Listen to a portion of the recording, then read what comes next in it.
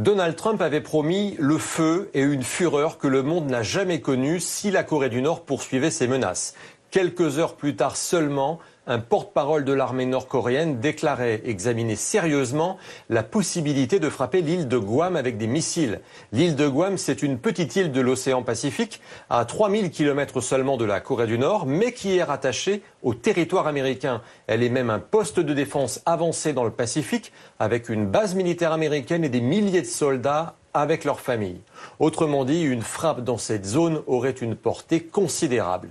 La tension est montée ces derniers jours lorsque la Corée du Nord a menacé une énième fois les États-Unis en promettant de leur faire payer, je cite, 1 millier de fois le prix de leurs crimes. Et dans la foulée, le Washington Post a révélé que la Corée du Nord serait désormais capable de placer des têtes nucléaires sur des missiles et d'atteindre des territoires voisins. Depuis plusieurs mois, Donald Trump tente de maîtriser la Corée du Nord par des moyens indirects. Lorsque le président chinois lui a rendu visite, il lui a demandé avec insistance de peser de tout son poids sur la Corée. Samedi, il a réussi à convaincre la Russie et la Chine de ne pas opposer leur veto à la résolution de l'ONU infligeant de nouvelles sanctions économiques à la Corée du Nord. Donald Trump avait même tenté un rapprochement en déclarant en mai dernier qu'il n'aurait aucun problème à parler à Kim Jong-un. En fait, la communauté internationale semble pour l'instant bien impuissante et retient son souffle.